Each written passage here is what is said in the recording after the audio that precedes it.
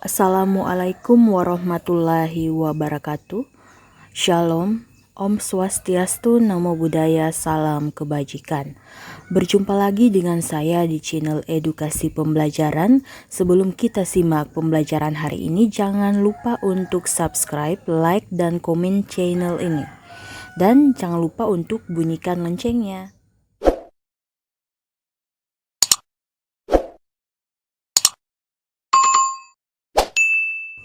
Oke, kita masuk pada mata pelajaran P5BK atau sering disebut dengan Proyek Penguatan Profil Pelajar Pancasila. Dalam mata pelajaran ini, kita akan masuk pada tema yang pertama, yaitu gaya hidup berkelanjutan, yang membahas tentang 3 materi atau pokok pembahasan, yaitu yang pertama perubahan iklim, kedua gas efek rumah kaca, dan yang terakhir itu jejak karbon. Nah, kita masuk pada materi yang pertama, perubahan iklim. Pada dimensi elemen profil pelajar Pancasila yang terkait dengan materi gaya hidup berkelanjutan, itu ada 3 dimensi yang diambil dalam profil pelajar Pancasila, yaitu beriman bertakwa kepada Tuhan Yang Maha Esa dan berakhlak mulia, bernalar kritis, serta dengan kreatif. Jadi di sini adik-adik diminta untuk dapat memahami, mengidentifikasi, menjelaskan, menghubungkan, menghasilkan, serta dapat bereksperimen mengenai topik yang pertama tadi, mengenai perubahan iklim. Nah, adik-adik, di sini ada 3 pertanyaan pemantik sebelum kita mempelajari terlebih dalam lagi untuk materi perubahan iklim. Di sini pertanyaan yang pertama, apa tanda terjadinya perubahan iklim yang dapat dilihat atau dirasakan?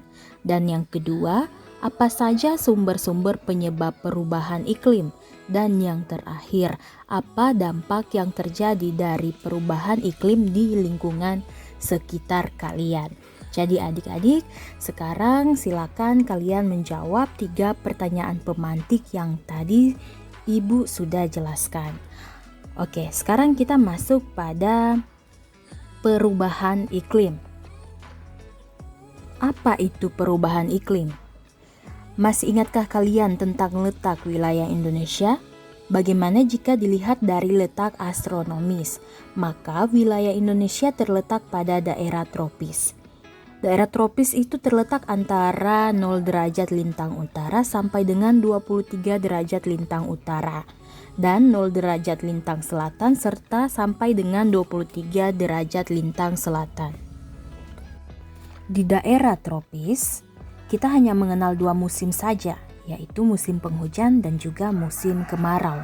Musim penghujan itu terutama terjadi pada waktu bertiup angin muson barat, sedangkan musim kemarau terjadi ketika bertiup angin muson timur.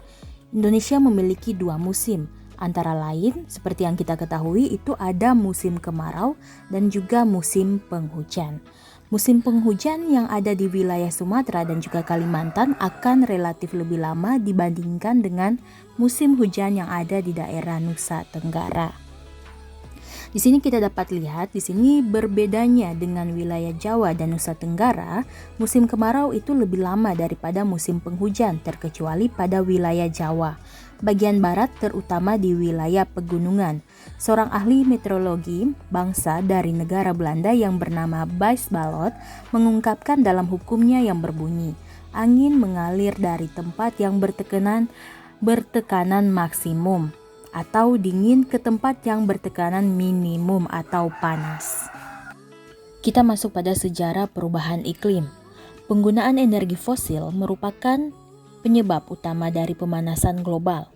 Sementara penyebab perubahan iklim dari 650.000 sampai dengan 50.000 tahun yang lalu adalah pergerakan tektonik lempeng yang menyebabkan perubahan roman muka bumi sehingga efeknya akan terjadi perubahan iklim. Hal ini memberikan kita asumsi bahwa bumi memiliki siklus perubahan iklim, akan tetapi peradaban manusialah yang dapat mempercepat bahkan memperburuk siklus tersebut. Di sini ada perubahan iklim menurut para ahli, yaitu menurut Gibbs tahun 1987. Keadaan atmosfer yang dinyatakan dengan nilai berbagai parameter, antara lain suhu, tekanan, angin, kelembapan, dan berbagai fenomena hujan di suatu tempat atau wilayah selama kurun waktu yang pendek. Jadi di situ ada per menit, per jam, per hari, per bulan, per musim, dan juga per tahun. Itu menurut ahli Gibbs tahun 1987. Di sini juga ada menurut Undang-Undang Nomor 31 Tahun 2009. Perubahan iklim adalah berubahnya iklim yang diakibatkan langsung atau tidak langsung oleh aktivitas manusia yang menyebabkan perubahan komposisi atmosfer secara global serta perubahan variabilitas iklim alamiah yang teramati pada kurun waktu yang dapat dibandingkan. Kita masuk pada ciri-ciri perubahan iklim. Yang pertama, meningkatnya pemanasan. Yang kedua, jumlah karbon dioksida yang lebih banyak di atmosfer. Yang ketiga, lebih banyak air tetapi penyebarannya tidak merata. Yang keempat, kenaikan permukaan laut. Yang kelima, pengurangan tutupan salju.